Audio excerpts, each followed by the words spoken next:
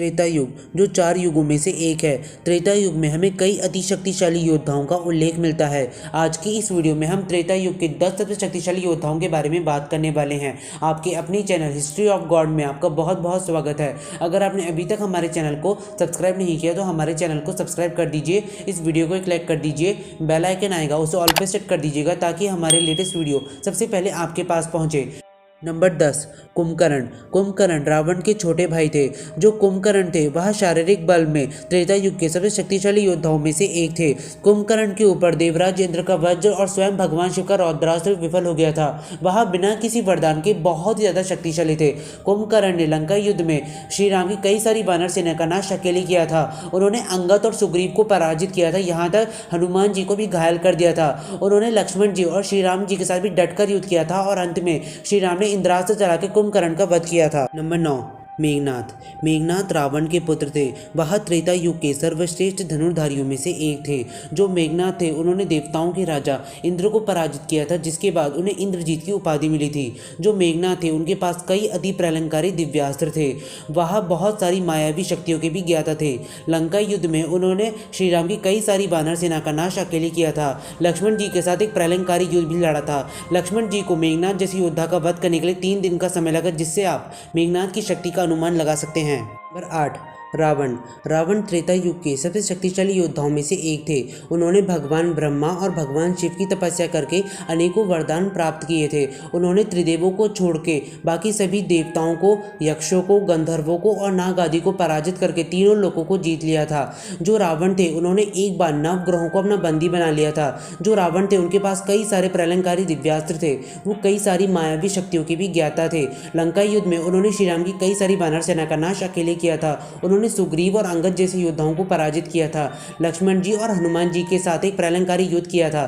श्री राम द्वारा वह वीर गति को प्राप्त हुए थे, लेकिन श्री राम को भी रावण जैसे योद्धा का वध करने के लिए 7 दिन का समय लगा, जिससे आप रावण की शक्ति का अनुमान लगा सकते हैं। नंबर 7 बाली। बाली देवराज इंद्र के पुत्र थे। जो बाली थे वह त्रेता युग के सबसे शक्तिशाली वानरों में से एक थे। वह बड़े बड़े वृक्षों और चट्टानों को फेंकने में सक्षम थे। जो बाली थे वह गदा युद्ध में बहुत ही ज़्यादा निपुण थे। उन्होंने दुमदुबी और मायावी जैसे राक्षसों का वध किया था। जो बाली थे उनके पास देवराज इंद्र का दिया गया एक कंठहार था, जो घातक से घातक परिस्थिति में भी उनकी सांसों को समेटे रखता था। जो बाली थे उनके पास यह वरदान था कि जो कोई भी बाली से लड़ने के लिए आएगा उसका आधा बल बाली के अंदर आ जाएगा। इस वरदान के होने की वजह से जो बाली थे वो बहुत ही ज़्यादा शक्तिशाली हो गए थे। जो देवता थे और असुर थे वह बाली से बहुत ज़्यादा भयभीत रहते थे।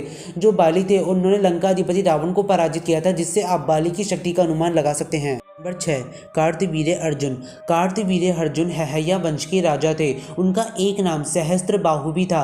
वह स्वयं सुदर्शन चक्र के अवतार थे। वह श्री दत्ताचार्य के बहुत बड़े भक्त थे। उन्हीं की कृपा से कार्तवीर्य अर्जुन को 1000 भुजाओं का वरदान प्राप्त हुआ था। जो कार्तवीर्य अर्जुन थे वो एक बहुत ही बड़े योद्धा थे। वह एक ही बारी में कई 100 बाण छोड़ने की शक्ति रखते थे। उन्होंने अपने बाहुबल से बहुत सारे देवताओं को और असुरों को पराजित किया था। यहाँ तक उन्होंने लंका अधिपति रावण को पराजित किया था। एक बार उनका परशुराम जी के साथ एक बहुत ही ज्यादा प्रलंकारी युद्ध हुआ था, जिस युद्ध में उन्होंने एक बार परशुराम जी को कुछ समय के लिए मूर्छित कर दिया था, लेकिन बाद में परशुराम जी ने अपने परशु से कार्तवीर्य अर्जुन का वध कर दिया था। नंबर 5 लक्ष्मण जी। लक्ष्मण जी श्री राम के छोटे भाई थे और शेषनाग के अवतार थे।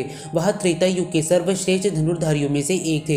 लक्ष्मण जी को युद्ध में पराजित कर पाना बहुत ही ज़्यादा कठिन था। श्री राम की तरह उनके पास हमारे हिंदू धर्म के कुछ प्रलंकारी दिव्यास्त्र थे, जिन दिव्यास्त्रों के होने की वजह से लक्ष्मण जी उस युग में किसी का भी वध बहुत ही आसानी से कर सकते थे। जो लक्ष्मण जी थे उन्होंने लंका युद्ध में रावण की बहुत सारी सेना का नाश अकेले किया था। उन्होंने रावण के दोनों पुत्र मेघनाथ और अतिके का वध किया था। उन्होंने रावण के एक प्रलंकारी युद्ध किया था, जिसमें वह एक बार रावण पे हावी भी हुए थे। जो रावण थे उन्होंने ब्रह्मदेव का एक भाला चला के लक्ष्मण जी को मूर्छित अवश्य कर दिया था, लेकिन उसका वध नहीं कर पाए थे। नंबर 4 परशुराम जी। परशुराम जी भगवान विष्णु के अवतार थे।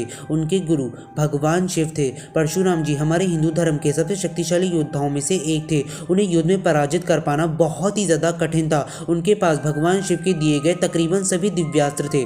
जो परशुराम जी थे उन्होंने बहुत सारे शक्तिशाली असुरों का वध किया था।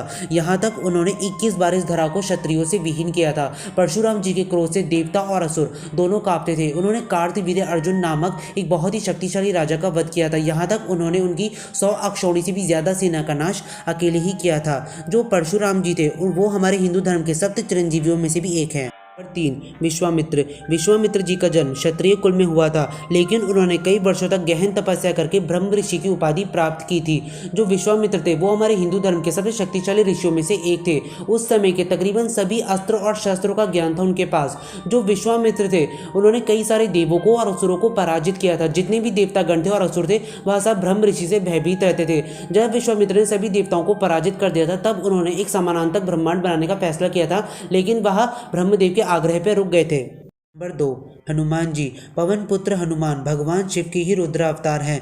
वह त्रेता युग के सबसे शक्तिशाली वानर हैं। जो हनुमान जी हैं उनकी शक्ति को माप पाना असंभव है। लंका युद्ध में भी उन्होंने अपनी संपूर्ण शक्ति का प्रयोग नहीं किया था। लंका युद्ध में उन्होंने रावण की 80,000 से भी ज्यादा सेना का नाश अकेले किया था। उन्होंने रावण में मात्र अपनी मुष्टिका का प्रहार किया था कि रावण मूर्छित हो गए थे।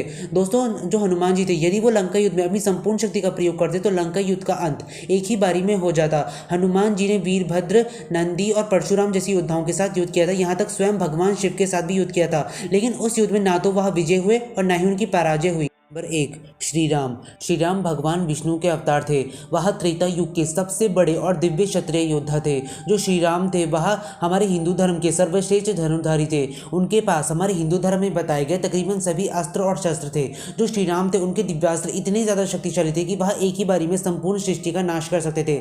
श्री राम को पराजित कर पाना तकरीबन असंभव था। उन्होंने खरदूषण और उनके 14 सहस्त्र असुरों का वध मात्र अपना एक तीर चला के ही किया था। जो श्री राम थे उन्होंने कुंभकर्ण और रावण जैसे योद्धाओं का वध किया था। दोस्तों, आशा करते हैं आपको हमारी वीडियो पसंद आई होगी। अगर पसंद आई तो वीडियो को ढेर सारा प्यार दीजिएगा। अगर अनजाने में हमसे कोई गलती हो गई हो तो हमें माफ कर दीजिएगा। बहुत जल्द मिलेंगे ऐसी किसी मजेदार वीडियो के साथ। तब तक के लिए आपका बहुत बहुत शुक्रिया।